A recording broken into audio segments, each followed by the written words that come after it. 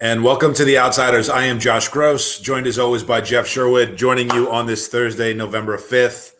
Jeff, not a lot going on in the world right now, and it's a perfect time to talk about mixed martial arts because that's really all that matters. But how are you doing, my friend? It's always nice to talk to you. I'm doing good. Same old. Dealing with things and going to work every day and coming home every day. And got the grandbabies over tonight. So if you hear kids screaming, running up and down the stairs, you'll know. All right. You'll know the answer to that. Fair enough. It coincides with the sound of our politics, so that makes total sense, right? This is where we are in the world.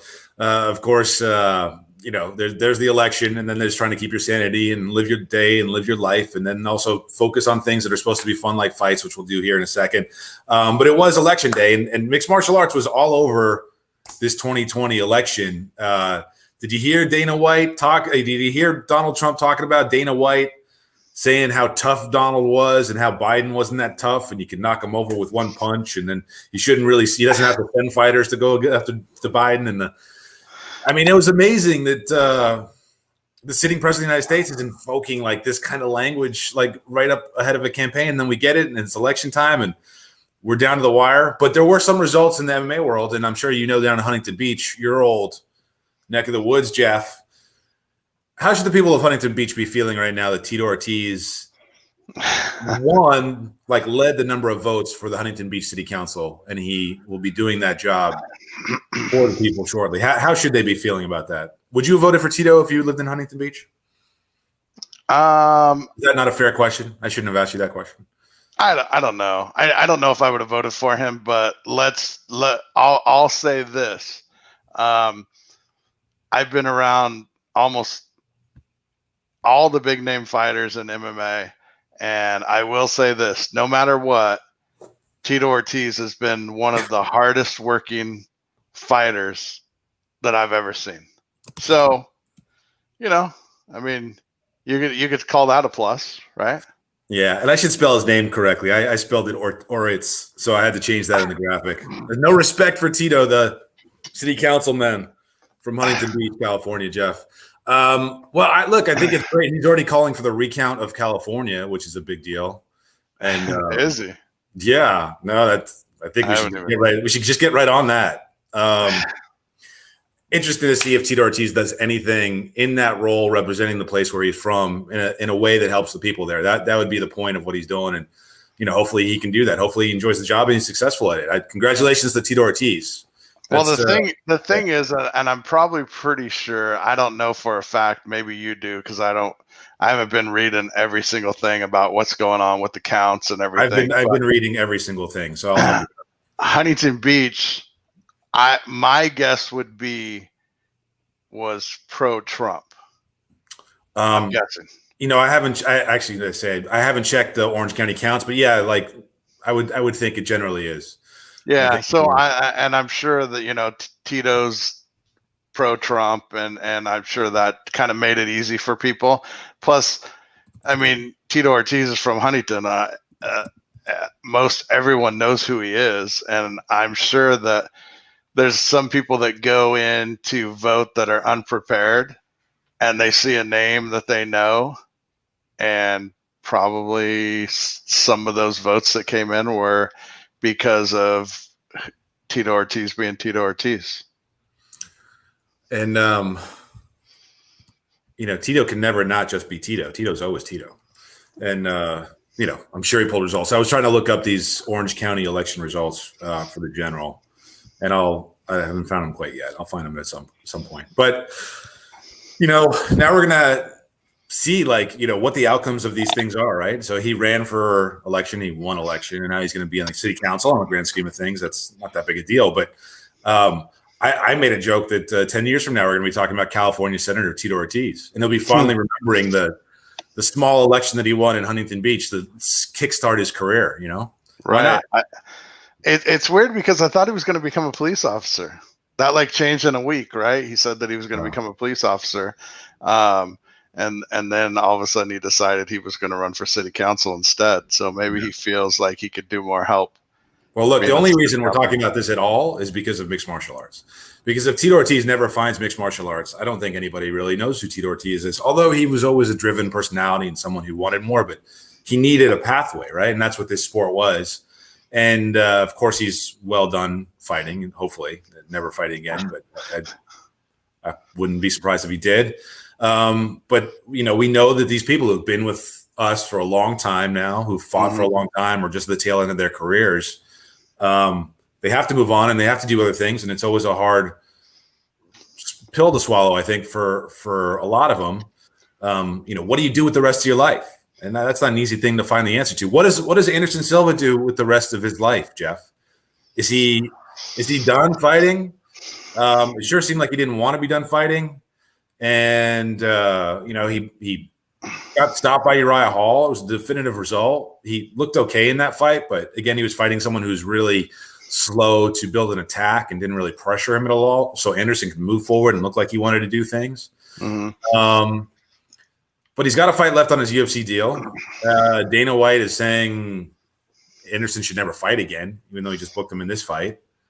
Yeah, Dana's comments were strange because he made it sound like that was one of the worst fights Anderson Silva's ever fought.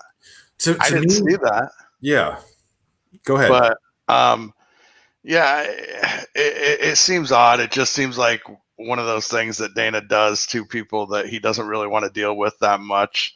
But I'm wondering, because this was basically advertised as Anderson Silva's retirement fight.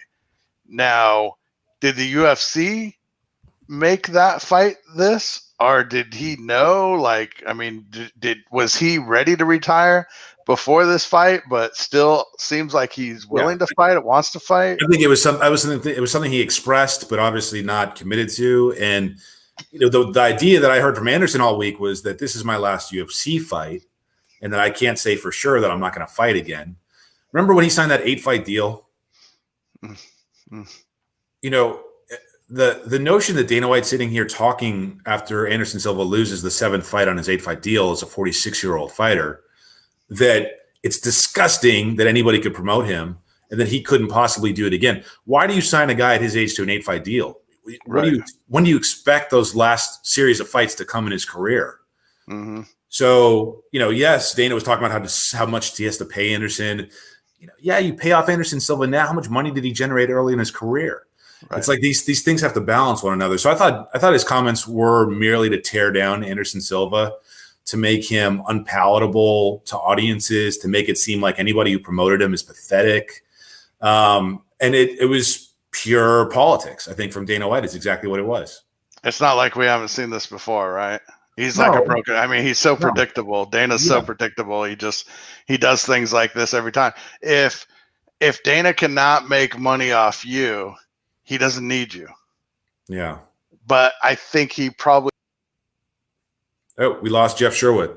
So I guess I got to ad lib here. We'll try and get Jeff back in a second. I want to thank anybody who's watching this, whether it's live or on YouTube. Jeff's rejoining us now.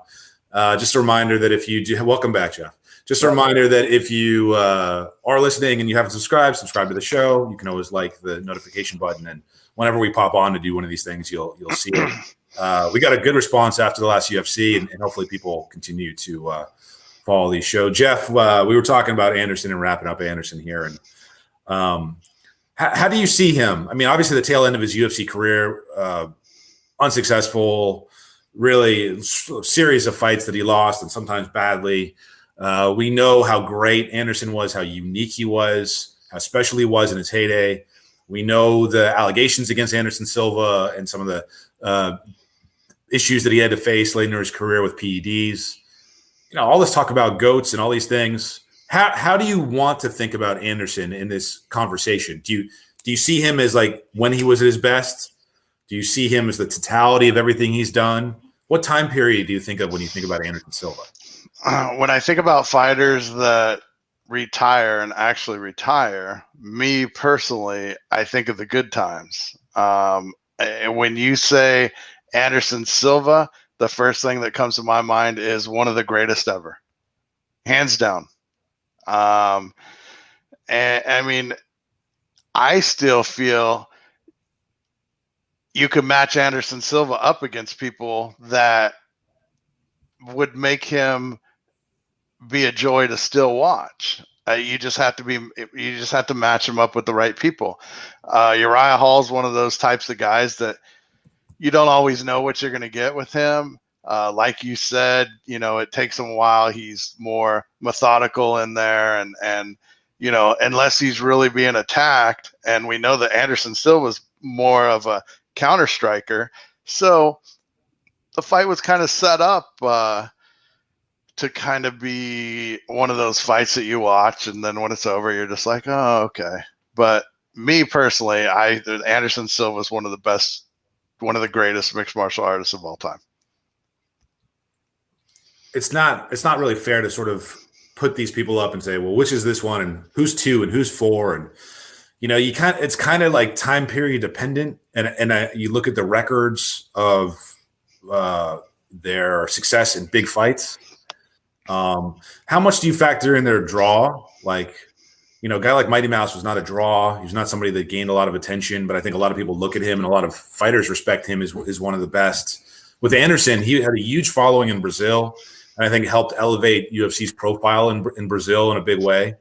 Do you see him as that kind of crossover fighter who captured a larger public's imagination than just like the nuts and bolts, what you need to be a great mixed martial artist? Did he transcend that? Well, like you said, huge fan base in Brazil.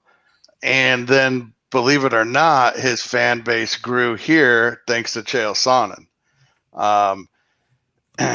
Every great person needs somebody to go up against. And Chael Sonnen was perfect for Anderson Silva, and it helped him become big. I feel that Anderson Silva probably could have been much bigger in the United States if it wasn't for the language barrier at first. Yeah. And he was kind of quirky, right? Anderson's kind of quirky. His personality, he has that high-pitched kind of voice. He didn't learn English. There was a lot of hurdles to him getting over in America, but he was so special. He was so special. Like, he was so unique. What were you showing me? TJ DeSantis trying to call me during the show. Oh, no respect. Yeah, I mean, he was a little different, but how many times have we known guys behind the scenes, and Anderson was speaking English way before he spoke English inside the octagon? Yeah, and that's fair, but I think there's something about speaking it fluently and wanting to make sure that people understand you with a translator. And that's the same exact thing that used to happen to Jacare back in the day. I mean, I spent those 2 weeks with Jacare, and me and Jordan Breen, especially Jordan Breen, basically was teaching him how to speak English and how to get his point across and say certain things. And he got very good at it just during those 2 weeks. And he promised us that next time he was in the cage and had an interview, he was going to do it in English. And his next interview after that, it wasn't in English. But, I think a lot of times they're a little nervous, and they don't want to say something that comes off wrong, and everyone goes crazy about it. And, they want to make sure they're perfectly, feel good about it before they do it in there. And I don't blame them for that. Yeah. There's also, I think, a piece to some athletes who reach the kinds of levels that Anderson do. If you can get away with not talking to the press, you do what you can to get away with not talking to the press. The demands are a lot, and if you can claim the language barrier, it totally makes sense. I think of Anderson when he was 33-4. You look at his career. I want to pull it up here. Hold on. So he's 33-4. He's beaten Stephan Bonner. He's beaten Chael Sonnen in the rematch. Beaten kind of everybody that you could at 85. He sort of stepped up and beat Forrest Griffin at 205. Then the Weidman fights happen. After the Weidman fights, it's just like he fell off a cliff. Mm-hmm. If he had stopped before and he'd beat Stephan Bonner in Rio, he's 33-4. And on that night in Rio in 2012, he's like, there's nothing else I can do. I'm retiring from mixed martial arts. Is he a guy that people would sort of, not by default, but 33-4 based on the run that he did in the UFC. It's almost impossible not to say he's the best. This is pre-PED. This is pre-everything. But just in terms of UFC record, it's almost impossible to say he's not the best UFC fighter of all time if he doesn't continue after that Bonner fight. Yeah, that's true. And this is going to make me kind of sound like a hypocrite, but, after that leg break and then the problems with PED, I almost wonder if that went hand in hand. And I don't want to make excuses for him and say it's okay, when you come off a big injury like that, to try and do something to help recover, and just mentally recover from something like that. Because I'm pretty sure that most people, if they kick somebody and their leg did that, they would probably never kick anybody ever again. So me being a hypocrite, I guess, I kind of gave him a pass for that. So, I mean, I don't, but like I see why people would. You look at the circumstances. What's the man trying to do anyways? He's trying to step into the cage to fight. Like, yeah, I get it. But then at the same time, I don't. And it's the same thing why I couldn't forgive like Hoist Gracie for testing positive, because right. It's just, you chose to make a decision that you knew wasn't appropriate, even if you felt like you had reasons to do it, and you got caught. And I think that colors Anderson. Absolutely, if he had walked away before he jumped into the Weidman fights and all these things, he's hands down mentioned forever in the top 3, I think, in UFC history. Now, I don't know. I don't know. He's gonna end with a lopsided record. People a decade from now who didn't really watch him fight are gonna wonder maybe what the big deal was. And right. He was an innovative, unique fighter who inspired so many people, including Uriah Hall, obviously. And that's his uniqueness. I remember. And what's the first time you remember hearing of Anderson? Do you recall? The Shudo days. The Shudo days when he beat Moss Sakurai, right? For that time. When he beat Sakurai, that was amazing. That was just like, oh my gosh. But one thing that always sticks in my mind, and we were both there, and I couldn't believe it when it happened, was Pride 26. Yeah. No, he has bad losses on his record. Yeah, we were right there. And I remember watching that triangle, and I was just like, no way, this isn't going to happen. And it did. And I was just, and I had a hard time, even after, he got all those wins and he was beating everyone in sight at the time, I still always remembered that fight for some reason. That was stupid. I should have moved on, but no, that's a big one to remember, man. That was a wild upset. And then, 4 fights later, Rio Chonin, you remember that? Yes. So Anderson, I'm going to say something like, Anderson is one of the greatest UFC fighters in the history of the company. Okay. Unquestionably. But I think he should be known as a better UFC fighter than mixed martial artist. He lost fights outside the UFC that an all-time great fighter wouldn't have lost in the way that he lost them. So that's how I see Anderson. Anderson was a guy, Curitiba, shoot box, stand up. He obviously added elements of his game to make him a well-rounded mixed martial artist, but he was a threat in the feet first. And if he could handle that and he could catch him, it was possible to beat Anderson. So he's a unique fighter in the history of this sport. I do not think this is the end. Do you think this is the end? Do you think he's never going to fight again?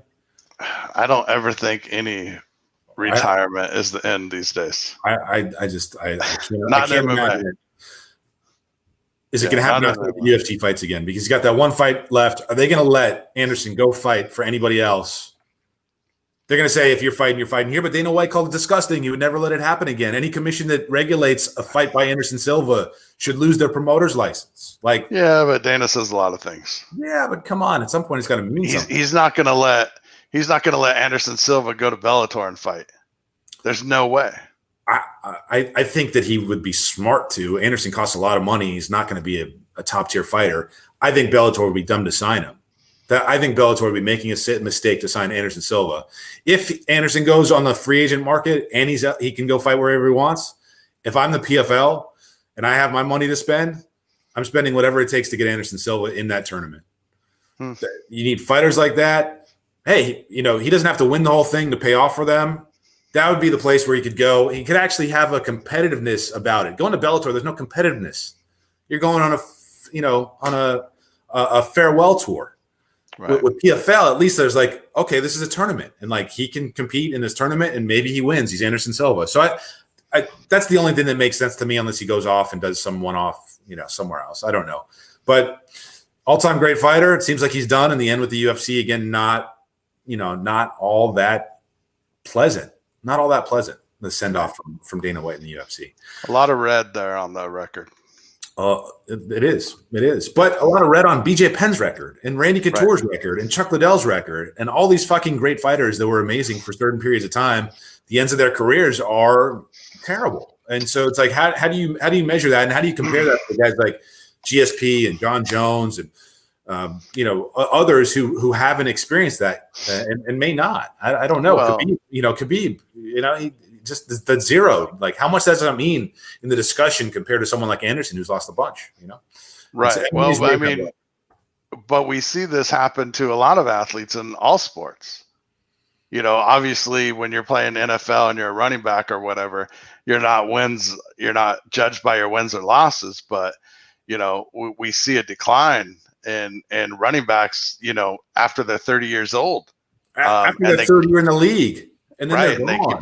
They keep playing, but no, most of them get axed because they can't compete. I mean, that's like Frank Gore's still an NFL running back. Yeah, well, is he putting up numbers? He's pretty good, the Miami running back. I had him on my fantasy football team once. I like Frank Gore. Back when I used to do that. Thank God I don't do it anymore. Jeff, was there anything else on this card? Because obviously we're talking a lot about Anderson. The UFC was over the weekend. Was the main event. Something I jumped out to me. You may want to talk about him a little bit. It's hard to talk about him only because people are so, I think, polarized on the guy, but also radicalized by Greg Hardy. Right. Greg Hardy, there's nothing Greg Hardy could ever do that would allow him to look like a upstanding person in the eyes of many people. And I'm not saying that he should be able to do anything to look good in the eyes of people. I'm just saying that perception's baked in, and he's complaining about it. And he did it after his win here, and sort of talking about how people see him, and he did nothing wrong. The facts of some of the stuff he says is incorrect. A judge actually held him guilty, but the woman whose charges were on the other side did not show up for court, and the charges were dropped. And so it's like, you can't really play it the way that Hardy's playing it now. But separate that from everything, because we have to, because the UFC keeps promoting him and ESPN keeps putting him on television. So the fighter, Greg Hardy, where is he? How good a heavyweight are we looking at now? Because he's racked up some fights now in the UFC. We've seen the progression. We've seen growth. What do you make of him just purely in terms of his competitiveness in the heavyweight division in the UFC? He's definitely growing. He's definitely getting better. I mean, regardless of, like you said, what you think of him, whatever. As a pure fighter, if you're judging him on that alone, he's getting better, and you can tell that he's getting better. He's got good trainers around him. Obviously, he's got to have a work ethic because he made it to the NFL.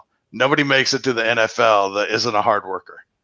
I don't care who you are. And I think that's showing with the type of training that he's getting, from the knowledge that he's getting from his trainers. I think it's natural that he's going to get better. He's a tremendous athlete. Like I said, just going pure fight wise, he's a tremendous athlete. Everybody that is in the NFL is a tremendous athlete, even 330-pound friggin' linemen. Especially 330-pound friggin' linemen. Those guys are like some of the more amazing athletes in the league. It's insane. Right. And so I think we're going to see him get better and better. I think it's still too early to put him in there against the top tier guys. Volkov, that was early for him. Yeah, that was early. That was too early for him to do that fight. They've got to find some level of talent for him to face. I don't know that you want him to fight in the best of the best, but you got to take steps up. It's the only way you get better, especially inside the UFC. And I expect he will. I expect he's going to need to. There are a bunch of tough heavyweights that you haven't probably heard of in the UFC, and he's going to have to face those guys. I would say on his like frame and his size, he was too big in this fight. Yeah. He carried too much weight, too much muscle. There's no reason for him to be cutting down from 285 pounds, even though he's a naturally massive guy. I think he's better leaner. You could tell he was laboring. The pace didn't suit him well. I don't know if he had a poor camp or whatever it was, but he definitely didn't look from just a competitive fitness standpoint of where he needs to be of when he's going to fight the top tier, more elite people in that division. So yeah, he shouldn't be having to cut. I mean, he should not be a lot, not 20 pounds for sure. Right. I mean, it would be ideal for him to come in right around fight weight, 5-10 pounds, and get on the scale and be good to go. Yeah, I think that would be much better for him. He'll be faster that way. He just didn't. He looked sluggish and muscle bound. Is how I felt watching him. Yeah, he looks slower, and that was the thing that I was thinking was if he fights a top tier guy right now, they're going to smoke him. Yeah. And so it's a progression.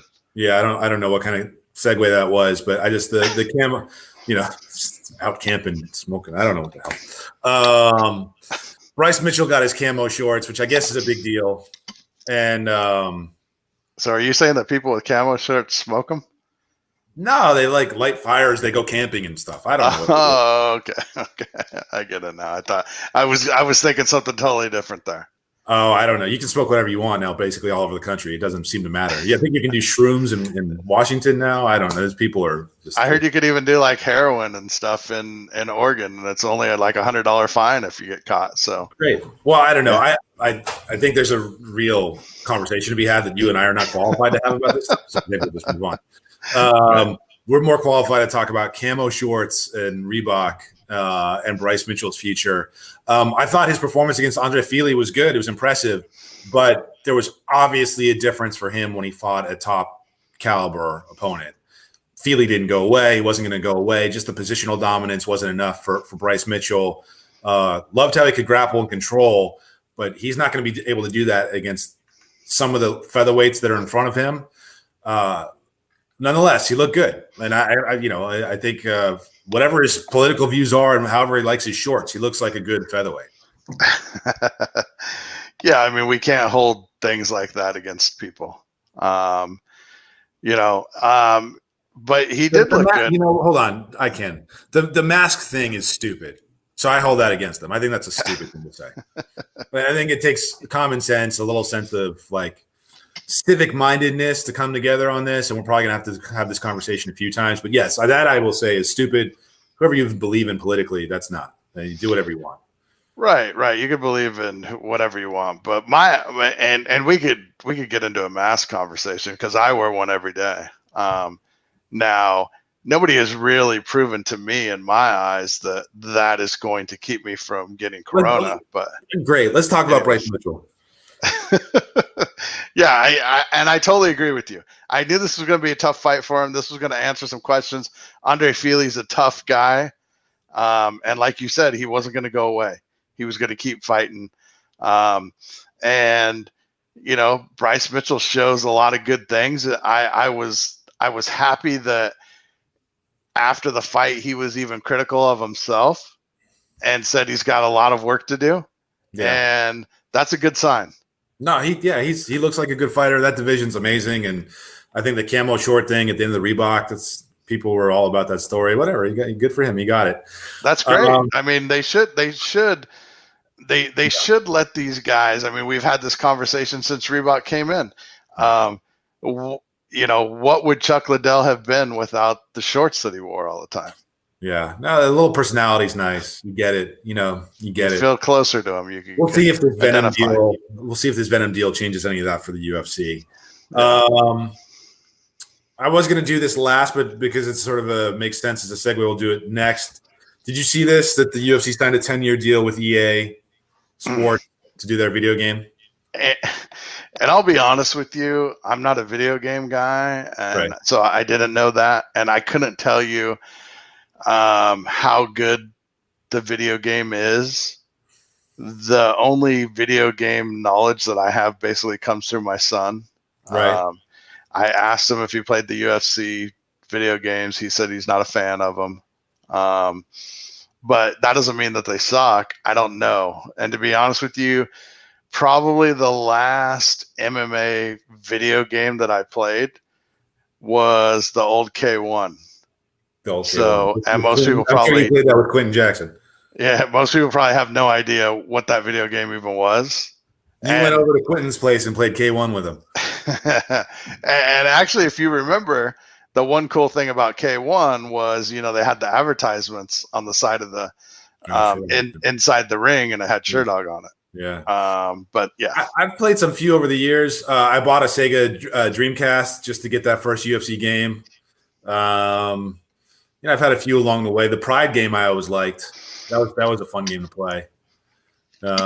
I might have played a little bit of that. Yeah. I will say this. I do know that somewhere in my garage, and I need to find this. It was, I don't remember what console it was on, but the UFC Throwdown game where Charles Mask was on the cover. I think that was the Dreamcast version. I have a. Oh, no, I'm wrong about that. Sorry. Yeah, I don't remember what it was, but I have a little mini poster matted and everything that he gave me. Cool. With him on it, and he signed it. I have that. That's not the one where he's getting kneed like by Tito, right?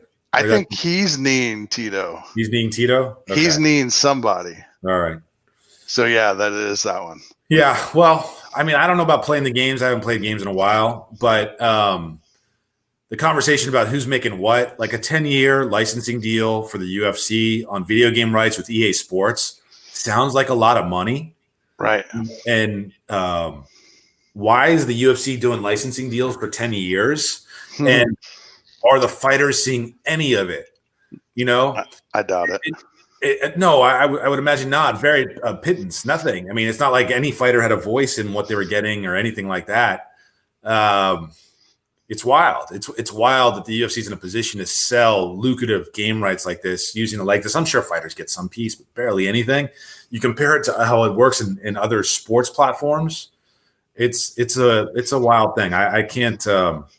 I'm looking forward to hearing more details about this and how it works for the fighters. 10 years. And we go into the same old thing that, you know, without a union or association or anything, the fighters will always still get screwed no matter what. I will say this, talking about EA Sports and money, if you remember, and I brought up spending a couple weeks with Jacare, that was for the EA Sports first game. Yeah, the Strike Force game. Yeah, I will say this: they had no issues with money. Sure, and EA doesn't, but it's like you know, the amount of money that's being spent on this. Where the fighters factor in? Like, where are they getting? What? You know, it's. Ask Randy. Yeah, Randy. I had retweeted something earlier on this topic. I just wanted to reference because it was, here it is. This is from Tom Pelissero. He's with the NFL Network, I think it is. Yes, NFL Network and NFL.com. It's a tweet. He says, with the CBA approved, that's the collective bargaining agreement. With the CBA approved, the NFLPA informed players they'll finally get their Madden checks, you know, obviously John Madden football, that had been held in the work stoppage fund. The 2,000 active player payment is $17,600. In 2018, it was $16,900. So every single player in the league just gets that. Okay. Even linemen? If you're on the practice squad, you got $1,000. And you know, that's for 2017, 2018. They still got 2019 and on 2020. It's just like the amount of money that the fighters lost on in terms of earning potential over the years because there's been no collective bargaining agreement or no place at the table for these negotiations is insane. Absolutely insane. And so, you know, you see this sort of thing, 10 years jumps out to me as really almost abusive. Yeah, if you gave any fighter a check for $17,000 right now, they'd be happy as shit. Yeah, I mean, for what? For the same thing they did. They're not going to have to do anything more than they already did. Right. And I'm not saying that the NFL rights with EA are the same and the payment should be the same. I mean, obviously, there are levels and it's different. But man, if you're a UFC fighter under contract and you're on that roster, they got to figure out a way to make it right. It just seems like on every single issue, especially the thing that is bothering me, it's not that they did a new deal with EA. If it was a 3-year deal, we may barely have mentioned this. Right. A 10-year period is that's a long time. Jumps out to me as an extremely long time where there's going to be no negotiation for licensing rights for this period. Who's to say how big the sports gets in 10 years? Who's to say? And what those rights might be worth. Yeah. Yeah. It's a wild thing. It's a lot of missed money. What's that? It's a lot of missed money. Yeah, it is. One last thing before we go. We're taping this on Thursday. Bellator is live now on CBS Sports Network on Thursdays. Not every Thursday, but a lot of Thursdays. And tonight was the debut of Corey Anderson, who made his way over from the UFC after losing to Jan Blachowicz. He asked for his release and got it. Came to the UFC, fights Melvin Manoff in his Bellator debut, a fight that I don't think inspired anybody, and seemed like just like the kind of fight you get on late replacement, and it wasn't a late replacement fight. So he runs over Corey Anderson. He runs over Melvin Manoff. Corey Anderson is not tested whatsoever. It's fine. And it's a debut for him, and he gets by. I think it was a silly fight to make, but they get away with it. Now we get to see, where he really fits in and how the Bellator light heavyweights are going to do against someone of his caliber. I think he said he wanted the winner of Phil Davis and Vadim Nemkov. I'm not sure if they're exactly fighting yet or what Bellator plans, but you have a preference on who you want to see him fight? Does it make a difference to you? I agree with exactly what he said. I think this is a perfect fight to bring him in. Like you said, nobody was excited about this fight, probably except for Melvin. Honestly, he didn't fight. I don't think he threw a hard left hook in the fight. Like there was nothing, no power shot from him, nothing. Yeah, it was weird. But but he gets in, right? I mean, he steps in their cage, does what Corey Anderson does, took no damage, looked good. Now the next fight's for the belt. Yeah, that's what it should be. His first fight could have been for the belt, or his first fight could have been against someone who's tough. I think it's good to let him have this fight first. It worked out, but honestly, if Melvin Manoff starts him, no one in the world is going to be like, "Oh wow, the number 5 guy from the UFC just lost to Melvin Manoff. Melvin Manoff is number 5 now." Like you completely lose any advantage that you have of bringing someone like Anderson over with his top 5 ranking in the UFC. It worked out for him, and he wasn't going to lose to Melvin Manoff. That would have been totally shocking, but. Here we are now. So he's set up, and it's a good chance for him to win. What do you make of his whole thing of like, I don't have to put on a show for anybody. It's purely about winning. It's not trying to impress the fans or my bosses or anybody else. What do you make of this attitude, and why is that an attitude you can't have in the UFC? Why like that's not a formula for success? I like that attitude. Yeah. I think everyone's attitude should be that. Yeah. I think people in the UFC get so caught up in I got to be great on the mic. I got to say things that people tweet and talk about. I got to be exciting. I got to win. I got to fight crazy so I could get the bonus. That's the new way in the UFC. It isn't about old school Matt Lindland, where I'm going to go in there, I'm going to do exactly what I do every time. I'm going to get the win, and I'm going to walk out. And that's the way it is. You're going to mention John Fitch next. Like these are the 2 fighters that the UFC matchmakers hated more than anybody in the history of the world. And that's fun. Right. But I mean, that if this is truly a sport, what's the object of a sport? It's not truly a sport. It's fractured right now. In its current form, it is not truly a sport. That's why there are no world champions in mixed martial arts, Jeff. I keep saying this to people. There's no such thing as a world champion. But if you want this to be a sport, right? I mean, and get away from the sport entertainment, then it would be okay for fighters to have this mentality that Corey Anderson has, but it's never going to work. It's never going to happen because you got to do all these things in order to stay on top and for Dana White to love you. And, you know, it's just the way it is. It's not like the Baltimore Ravens winning the Super Bowl 9-3 on defense, because if that was in the UFC and Dana White is the NFL commissioner, he says that was the worst fucking football game I've ever seen in my life. Yeah, I'm going to kick the Ravens out of the NFL and get somebody else. I'm going to get a team, and I'm going to put Doug Flutie as my quarterback, and he's going to throw the ball 75 times. Yeah, because that's exciting. Yeah, I don't need sports entertainment, Jeff. I need entertaining sports. Okay, and entertaining sports are competitive. The best face the best, and drama comes from that. And that's the formula. And that's not mixed martial arts. Mixed martial arts is fractured and doesn't allow for that. Now, we get glimpses of it. It happens once in a while. I was talking about Khabib and Justin Gaethje. Like, it was that kind of fight because it was. But as a whole, no, it doesn't happen that way. So, yeah, I think a lot of people would be better off. Maybe some people who follow mixed martial arts would not be. But some fighters would have their natural personalities come through to be entertained that way. But I would much prefer a world of Corey Andersons than Chael Sonnen's. Like, it's not even a question for me. And a lot of people might think I'm fucking insane, but that's okay. And I agree with you. You build storylines. Yeah. You don't make storylines up and then push them. It's that pro wrestling piece of MMA that really kind of people can't get away from and want MMA to so bad to be like pro wrestling. And, you know, that's where we're at. So Corey Anderson doesn't care about that, and that's fine. And I want to see him fight Vadim Nemkov or Phil Davis. And hopefully Bellator gives us that. You know, we'll see. Will. Yeah. All right, Jeff. Thank you so much for doing this Thursday edition of The Outsiders. Appreciate it as always.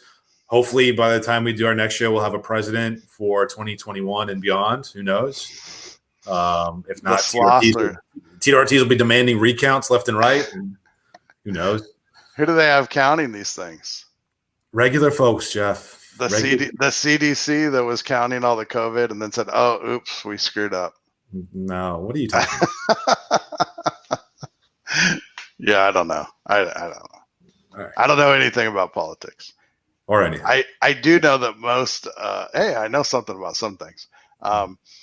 I do see that most of the propositions, which was one of the main reasons why I voted, other people agreed with me. So that's good. Yeah, I think it's good. A lot of people think that's a bad thing. Yeah, I did that for a while. Yeah. So I see the argument where if these guys are going to bring you your burger and they're actual employees, pretty soon it's going to cost you $22 to get your burger delivered. Right. I get it. Right. Yeah. They want to do it. Let them do it. Yeah. We got to go because no one's listening to this for us to talk about. I will say the one thing about that law that I didn't like was that it changed the amount a vote has to win by in order to sort of change this law in the state legislature. It's like 7/8 of the state legislature has to pass anything to revise this law, and that was uncomfortable for me. So that's why I voted. Well, okay. Last thing on this. All right. What would be crazy is if I'm a Uber Eats driver or whatever, and all of a sudden I'm an employee, and the fucking UFC fighters still aren't employees. Well, you could be Shaman Marias because you're a PFL employee and you're also doing Uber Eats. He is. There you go. I know. So, you know, people are living that life. Jeff, thanks as always, man. We are not employees or freelancers on this show. We're doing this for fun. And we're just outsiders. We're just the outsiders. Yeah. As always, for Jeff Sherwood, I am Josh Gross. Thank you so much. Take care.